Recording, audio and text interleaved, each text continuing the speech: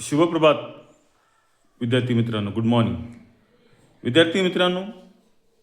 नवोदय परीक्षांतर्गत आपण पुढील घटक पाहणार आहोत. आजचा जो घटक पाहणार आहोत यामध्ये परिमिती व क्षेत्रफळ तसेच बहुभुजाकृती, परिमिती, चौरस, आयत व त्रिकोणाचे क्षेत्रफळ. आता या ठिकाणी आपण परिमिती म्हणजे काय किंवा क्षेत्रफळ म्हणजे काय आपणास या अगोदरही मी समजून दिले आहे, तरी सुद्धा आपण पुन्हा पाहूया की परिमिती म्हणजे काय. आता या ठिकाणी तुम्हाला दोन आकृत्या दिसत आहेत. किती आकृत्या दिसत आहेत? आता ही पहिली जी आकृती दिसत आहे किंवा डायग्राम दिसत आहे तो आहे आयत, की ज्याला आपण इंग्लिशमध्ये रेक्टँगल असं म्हणतो, आहे की नाही. आणि हा आहे चौरस किंवा स्क्वेअर. कुठला आहे हा? चौरस किंवा स्क्वेअर. परिमिती व क्षेत्रफळ हे पाहण्यापूर्वी थोडीशी आपण उजळणी घेऊया की आयताला चार बाजू असतात. किती बाजू असतात? चार. ही पहा, 1 2 3 4. तसेच चौरसाला देखील चार बाजू असतात. किती बाजू असतात? चार. 1 2 3 4. आता परत आपण या पहिल्या आकृतीकडे वळूया. या आकृतीमध्ये तुम्हाला दिसत आहे मुख्य जो घटक किंवा भाग दिसत आहे तो म्हणजे आयतामध्ये समोरासमोरील ज्या बाजू असतात त्या समान लांबीच्या किंवा समान मापाच्या असतात. या ठिकाणी तुम्हाला दिसत आहे. जो आपण टेबल आता तुमच्या समोर दिसतोय, या टेबलावर मी पुस्तक ठेवून शिकवत आहे किंवा ज्या पुस्तकाच्या सहाय्याने किंवा ज्या ठिकाणी मी लेक्चरच्या फळ्यावर लेक्चर घेत आहे तो फळा देखील आयताकृती आहे. हा ग्रीन बोर्ड जो तुम्हाला दिसतो त्याचा देखील आकार कसा आहे? रेक्टँगल आहे. टेबलचा आकार कसला आहे? रेक्टँगल आहे. आपण ज्या खोलीमध्ये बसलोत किंवा ज्या वर्गामध्ये ज्या क्लासमध्ये बसलोत याचाही आकार कसा आहे? रेक्टँगल आहे, म्हणजे आयताकृती आहे. तुम्ही ज्या डेस्कवर बसलात त्या डेस्कचा देखील समोरचा जो भाग आहे ज्याच्यावर लेखन करता, तुम्ही वाचन करता, तो देखील भाग कसा आहे? रेक्टँगल. म्हणजे दररोजच्या जीवनामध्ये बऱ्याच ठिकाणी आपल्याला आयताकृती आकार पाहावयास मिळतात. हे मी तुम्हाला उदाहरणादाखल या ठिकाणी समजून दिले. ज्यामध्ये आहे ग्रीन बोर्ड असेल, आपला टेबल असेल, तुम्ही बसलेला डेस्क असेल किंवा ही आपली वर्गखोली असेल. तर ह्या अनेक गोष्टी आपल्याला आयताकृतीमध्ये दिसतात. यामध्ये मुख्य भाग म्हणजे समोरासमोरील बाजू कशा असतात? समान असतात. आयताला चार बाजू असतात, चार कोन असतात. आयताचे चारही कोन कसे असतात? काटकोन असतात आणि ते 90 अंशाचे असतात. तसेच आयताला चार बिंदू असतात. ही मी थोडी उजळणी पाहिली, त्या मला उजळणी सांगितली आकृती. तसंच आपण जर चौरस ही दुसरी जर आकृती पाहिली, यामध्ये सुद्धा तुम्हाला बघा चार बाजू दिसतील. मात्र इथं जो मुख्य फरक आहे आयत आणि चौरसामध्ये, आयतामध्ये आपणास काय आहे? समोरासमोरील बाजू समान आहेत आणि चौरसामध्ये समोरासमोरील बाजू नसून तर चारही बाजू समान लांबीच्या आहेत. आपण आयतामध्ये पाहिलं तर हे बघा, ही बाजू 10 सेंटीमीटरची आहे, समोरील बाजू सुद्धा 10 सेंटीमीटरची आहे. या ठिकाणी ही आयताची लांबी किंवा ही खाल्ली बाजू 30 सेंटीमीटरची आहे, समोरासमोरील बाजू सुद्धा 30 सेंटीमीटरची आहे. म्हणजे यातून निष्पन्न असं होतं की आयताच्या समोरासमोरील बाजू ह्या समान लांबीच्या किंवा समान मापाच्या असतात.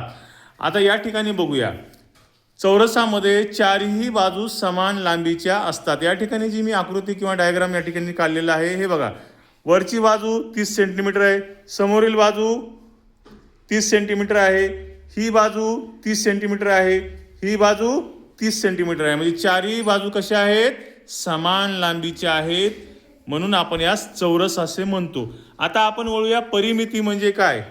ज्या बंद आकृतीने च्या बाजूने बंद आकृतीच्या पूर्ण बाजूची लांबी म्हणजे त्या आकृतीची किंवा त्या आयताची परिमिती होय. तसेच चौरसाची देखील सर्व बाजूच्या लांबीची बेरीज म्हणजेच काय? चौरसाची परिमिती. आणि क्षेत्रफळ म्हणजे काय? बंद आकृतीने व्यापलेली जागा म्हणजे त्या आकृतीचे क्षेत्रफळ होय. उदाहरणार्थ आपण या ठिकाणी आयताचे क्षेत्रफळ किंवा चौरसाचे क्षेत्रफळ किंवा ज्या फळ्यावर मी तुम्हाला शिकवतोय या फळ्याने भिंतीवर किती जागा व्यापली आहे आहे की नाही, त्यानुसार आपण त्या फळ्याचे क्षेत्रफळ काढू शकतो, त्याच्या बाजूची लांबी आणि रुंदी मोजून, किंवा फळ्याच्या सर्व बाजूची जर आपण लांबी मोजून बेरीज केली तर त्याची परिमिती सुद्धा आपण काढू शकतो सूत्रानुसार. आयताच्या परिमितीचे सूत्र आपल्याला इथं पाहावयास मिळतं. आयताची जर परिमिती पाहिली तर आयताच्या परिमितीचे सूत्र आहे 2 कंसात लांबी अधिक रुंदी. मग या ठिकाणी हा आयत आपल्याला समोर दिसतोय. याची लांबी आहे 30 सेंटीमीटर आणि रुंदी आहे 10 सेंटीमीटर. जर सूत्रानुसार आपण याची परिमिती काढायची असेल तर सूत्र आहे 2 कंसात लांबी अधिक रुंदी. या ठिकाणी आपण पाहूया. त्यानंतर 2 कंसात लांबी 30 सेंटीमीटर आणि रुंदी 10 सेंटीमीटर. नंतर आपण कंसाच्या बाहेर येऊया.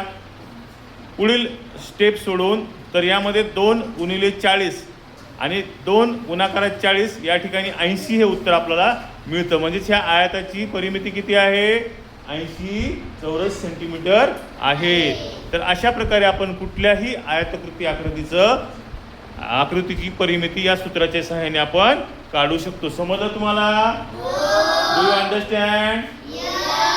तुम्ही पुढील उदाहरण सोडवाल? ज्याप्रमाणे अगोदर उदाहरणे आपण सोडवली तसेच सोडवाल? सूत्राचा वापर कराल? तुम्हाला पूर्णपणे समजलं? Thank you so much. आता आपण जाऊया चौरसाकडे. जर आपण चौरसाची परिमिती पाहिली तर या ठिकाणी बघा, खाली तुम्हाला वेगळ्या कलरमध्ये मी सूत्र लिहिले आहे. चौरसाची परिमिती बरोबर 4 गुणाकारात बाजू. म्हणजेच काय? 4 गुणाकारात बाजू हे जर आपण सूत्र ठेवून या ठिकाणी हे सोडवलं तर आपल्याला चौरसाची परिमिती पाहायला मिळते. म्हणजे 4 गुणाकारात 20 म्हणजेच किती? 120.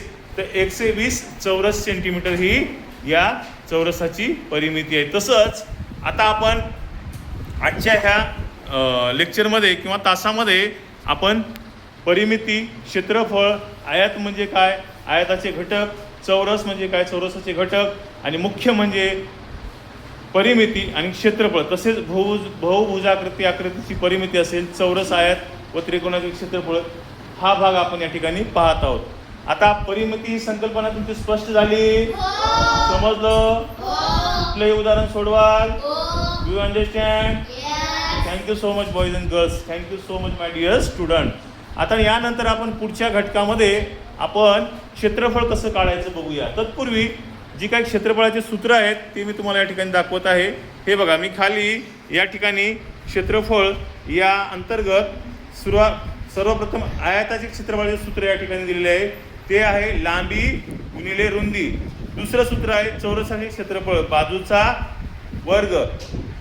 तिसरं सूत्र आहे त्रिकोणाचे क्षेत्रफळ 1/2 पाया गुणिले 1/2 गुणाकारात पाया गुणाकारात उंची. नंतर काटकोन त्रिकोणाचे क्षेत्रफळ आहे, यामध्ये 1/2 काटकोन करणाऱ्या बाजूच्या लांबीचा गुणाकार. तर अशा प्रकारे आपण क्षेत्रफळ त्या आकृतीचे काढू शकतो. अतिशय महत्त्वाची गोष्ट आहे परिमिती आणि क्षेत्रफळ यानुसार आपण कुठल्याही बाजूच्या किंवा आपली शेती असेल किंवा जेही आयताकृती किंवा चौरसाकृती भाग असेल, घटक असेल किंवा कुठलेही एखादा परिसर असेल त्याचं क्षेत्रफळ किंवा परिमिती आपण या सूत्राच्या सहाय्याने करत असतो. आत्ताच मी तुम्हाला सांगितल्याप्रमाणे आपल्याला आयताकृती अनेक उदाहरणे समोर दिसतात. ज्याप्रमाणे ग्रीन बोर्ड असेल, टेबल असेल, तुमचा डेस्क असेल, तुमची नोटबुक असेल, तुमचं बुक असेल, तर याचा आकार कसा आहे? आयताकृती आहे. तर आपण याची परिमिती आणि आपल्या कंपासमध्ये असणाऱ्या जी काही मोजपट्टी आहे किंवा रुलर आहे हिच्या सहाय्याने आपण काही शाब्दिक उदाहरणे तसेच काही मी दिलेली उदाहरणे किंवा यानंतर जे काही मी उदाहरणे देऊ ते उदाहरणे आपण सोडूया आणि त्यानंतर चौरसाचे देखील आपण उदाहरणे सोडूया. तर तुम्हाला चौरसाची आयताची परिमिती किंवा परिमिती ही संकल्पना स्पष्ट झाली? समजलं तुम्हाला? क्षेत्रफळ सुद्धा झालेली आहे. पण आपण दुसऱ्या लेक्चरमध्ये किंवा दुसऱ्या तासामध्ये आपण क्षेत्रफळाची सविस्तर माहिती घेऊया. तसेच बहुभुजाकृतीची देखील परिमिती किंवा इतर जी काही आकृती असतील, आपल्या इतर जे काही आपले डायग्राम असतील, त्या सर्वांची आपण माहिती पुढच्या तासामध्ये घेऊया. तुम्हाला सर्वांना समजलं?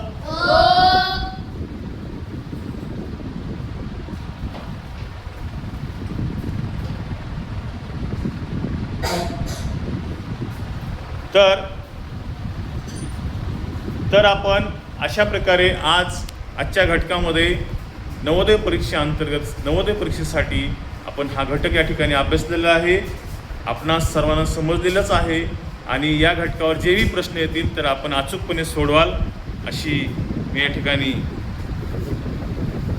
अशी इच्छा बाळगतो, अशी ग्वाहीसुद्धा आहे मला की तुम्ही सर्व हे प्रश्न व्यवस्थितरित्या सोडवाल. Thank you so much boys and girls. Do you understand? Do you understand? Very well understand. Thank you so much boys and girls.